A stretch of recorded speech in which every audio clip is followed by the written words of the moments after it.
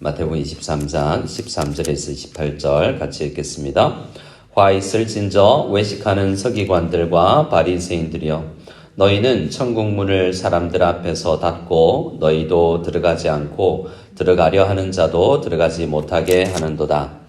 화 있을진저 외식하는 서기관들과 바리새인들이여, 너희는 교인 한 사람을 얻기 위하여 바다와 육지를 두루 다니다가 생기면 너희보다 배나 더 지옥 자식이 되게 하는도다. 화 있을진저 눈먼 인도자여, 너희가 말하되 누구든지 성전으로 맹세하면 아무 일 없거니와 성전에 금으로 맹세하면 지킬지라 하는도다. 어리석은 맹인들이여, 어느 것이 크냐? 그 금이냐? 그 금을 거룩하게 하는 성전이냐? 너희가 또 이르되 누구든지 제단으로 맹세하면 아무 일 없거니와 그 위에 있는 예물로 맹세하면 지킬지라 하는도다. 맹인들이여, 어느 것이 크냐? 그 예물이냐? 그 예물을 거룩하게 하는 제단이냐? 그러므로 제단으로 맹세하는 자는 제단과 그 위에 있는 모든 것으로 맹세하며, 또 성전으로 맹세하는 자는 성전과 그 안에 계신 이로 맹세하며, 또 하늘로 맹세하는 자는 하나님의 보좌와 그 위에 앉으신 이로 맹세함이니라.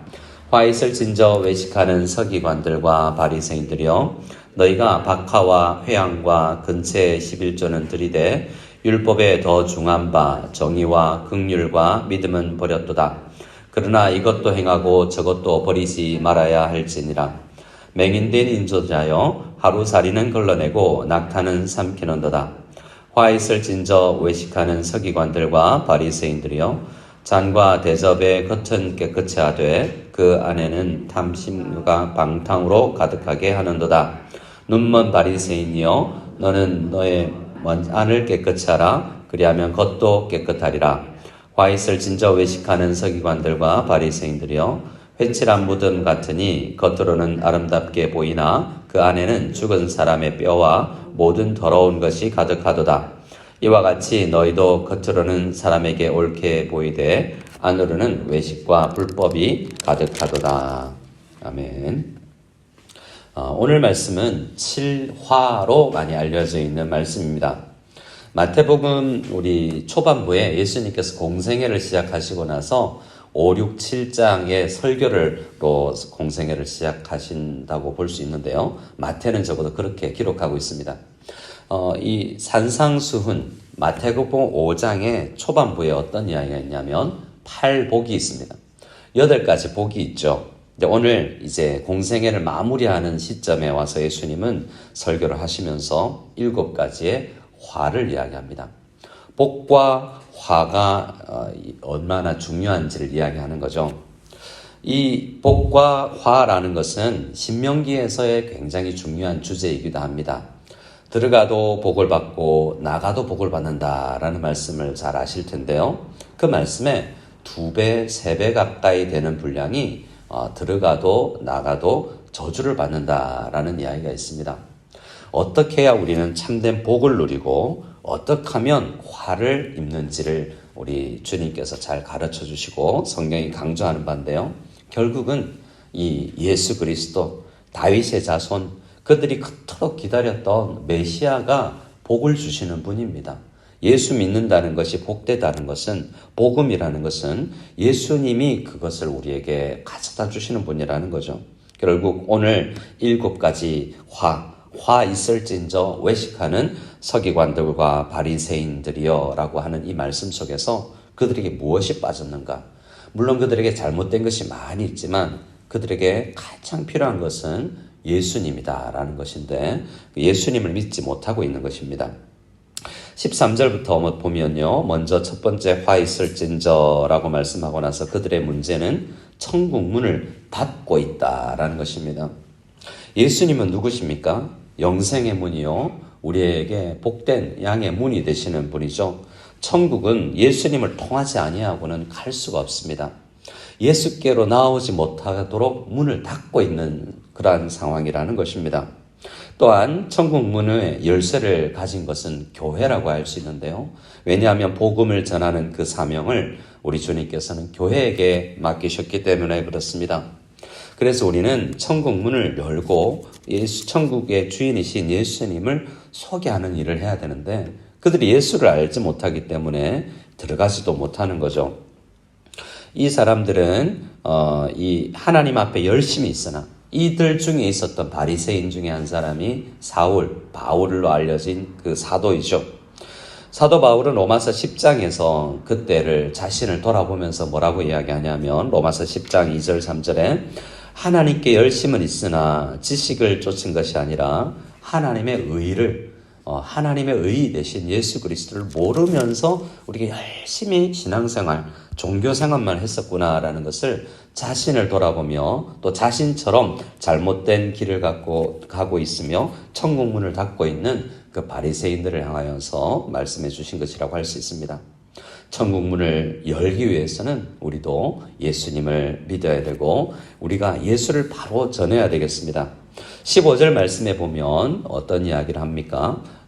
열심히 다니면서 이방인들을 선교하기 위해서 유대교 안에서도 이방인 선교가 있었는데요. 이방인들도 유대교로 입교한 사람들이 있었습니다. 성경에서는 경건한 사람들로 표현되는데요.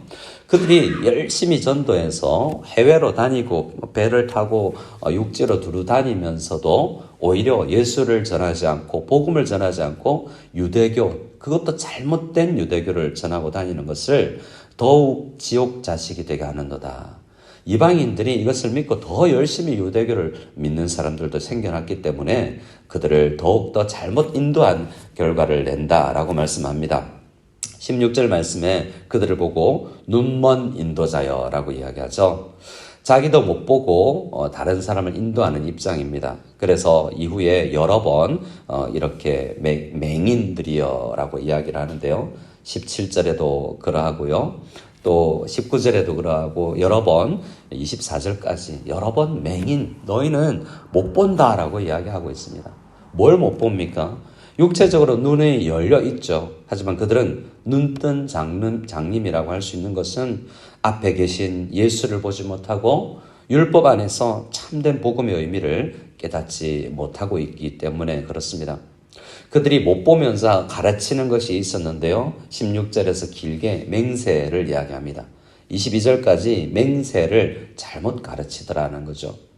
주님은 앞서 맹세에 대해서도 맹세하지 말라라고 말씀하시면서 행해라, 아는 만큼 살면 된다라고 이야기하는데요. 지키지도 못할 것을 이렇게 각오할 필요는 없다라고 말씀하셨습니다. 하지만 그들은 뭐라고 가르쳤습니까? 성전과 금이 있으면 금이 더 귀하다라고 이야기를 합니다. 예물과 제단이 있는데 그 예물이 더 귀하다라고 이야기하지만 예수님께서는 그 경중, 무엇이 더 소중하고 무엇이 더 소중하지 않은지를 가르쳐 주시는데 17절에 금이 아니라 그 금을 거룩하게 하는 성전이 더 중요하다고 이야기합니다. 그러니까 그들은 눈뜬 장님이었기 때문에 뭐가 더 권위가 있고 우리가 신앙생활 하면서 뭐가 더 중요한지 이 순서가 뒤엉켜 있었다는 것입니다. 죄인들의 상태가 다 그렇죠. 질서가 잡혀 있지 않으니 내가 뭘 더 소중하게 생각해야 될지 생각을 잘 못한다는 것입니다. 인생 살다 보면 성경은 하나님이 중요하고 영혼이 중요한데 우리는 돈, 우리는 어떤 명예, 우리가 생각하는 잘못된 우선순위, 뒤바뀐 우선순위가 굉장히 많다는 것입니다. 그러면 이 19절에서도 그 예물이 아니라 그 예물을 거룩하게 하는 제단이 중요한 거다라고 이야기합니다. 우선순위가 그들은 근데 제단이 아니라 예물이 더 중요하다고 그걸 두고 맹세하라고 소중한 것을 두고 맹세하라고 가르친 것입니다. 이런 거 가끔 틀릴 수 있죠. 하지만 정말 또 이 논리에 있어서 더 중요한 것이 무엇입니까? 성전을 세우신 예수님 하나님이 중요하고 제사 제도를 주신 하나님이 더 중요하죠. 근데 그들은 사람에게 보이려고 하나님이 아니라 그들 앞에 계시는 예수님의 소중함을 모르고 엉뚱한 세상 안에서의 것을 소중하게 여기는데 눈에 보이는 금덩어리를 세상 정신으로 오히려 성전보다 금을 더 소중하게 생각하는 그들의 마음의 상태를 보여준다고 하겠습니다. 23절에는 11조를 이야기하는데요. 작은 것까지도 지키면서 오히려 낙타는 삼키는 정도의 잘못된 이 11조 관행을 이야기합니다. 주님은 이것도 11조 행위도 중요하다. 하지만 진짜 중요한 것은 모든 것이 하나님 것이라는 그러한 주대심에 대한 인정.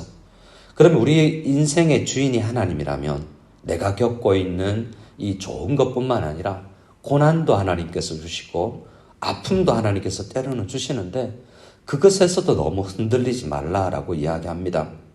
모든 것에 11조를 드린다는 것은 모든 것이 하나님 것이다 라는 것입니다. 그래서 우리 주님께서 가르쳐 주시는 대로 우리가 화를 피해야 됩니다. 가장 소중한 것, 하나님이 가장 소중하고 하나님께서 주신 말씀, 우리 이들의 가지고 있는 가장 중요한 것, 25절에 있는 것인데요. 밖은 깨끗하게 할 수 있지만 내면을 깨끗하게 할 수 없는 너희가 아니냐라고 이야기하는 것입니다. 그들은 지킬 수 있는 율법을 만들었습니다. 잔을 깨끗하게 하고 대접을 깨끗하게 하는 것은 할 수 있죠. 하지만 그들이 하지 못했던 것이 무엇입니까? 내면을, 마음을 깨끗하게 하는 것입니다. 누구만 할 수 있습니까? 만물보다 부패한 것이 마음인데 그 마음을 새롭게 하시는 분은 우리 예수님입니다. 그 상태, 마음이 깨끗해지지 않고 종교 행위를 하고 있는 모든 열거된 것들, 그들을 하는 이 모든 종교 행위로 그들이 마음을 깨끗하게 하지도 못할 뿐만 아니라 27절에 그들은 생명을 얻지 못합니다. 그들은 살아있는 것처럼 많이 아름답게 색칠해 놨지만 죽은 사람이라는 것 아니겠습니까? 그 안에는 죽은 사람의 뼈와 모든 것이 가득하다라고 이야기하는데요. 우리는 예수님 밖에는 생명이 없다라는 것을 알고 있습니다. 에베소서 2장 1절에 예수님은 허물과 죄로 죽었던 너희를 죽어가는이 아니라 죽어있는 상태, 호흡은 하지만 심장은 뛰지만 영혼이 뛰지 않고 예수를 믿어서 죄가 해결되지 아니하는 그들은 죽은 상태다라고 이야기합니다. 그래서 죽은 우리를 십자가는 살리신 것입니다. 그래서 우리는 11조 드릴 물질이 없어도 성전 앞에 가져와서 이게 중요하다 저게 중요하다고 사람들이 이야기하지만 드릴 비둘기 한 마리 없어도 우리는 가장 소중한 것을 얻은 사람들입니다. 생명이 살아났고 겉은 우리는 아름답게 보이지 못하고 추할지 모르고 나이 들어갈지 모르지만 우리의 내면은 새롭게 되었습니다. 늘 우리를 다시 새롭게 하시고 우리에게 새 힘을 주시고 우리를 주님 닮아가게 하시는 성령님을 의지하고 이 아침에 기도할 때 그 사람에게 화가 있는 것이 아니라 복이 있을 것입니다. 나는 이런 거 지켜서 의로운 사람 되는 것이 아니라 이 서기관과 바리새인들의 의보다 더 귀한 의, 예수님을 믿고 나는 죄인입니다. 여전히 부족합니다. 나를 새롭게 하소서. 우리 가난한 마음으로 주님 앞에 기도할 때 주님께서 없는 중에도 풍부한 중에도 상관없는 이 복을 누리는 은혜를 우리에게 다 주실 줄 믿고 우리 정말 이 말씀을 하시는 복된 예수님에게 기도하며 나아가는 이 아침이 다 될 수 있기를 소원합니다.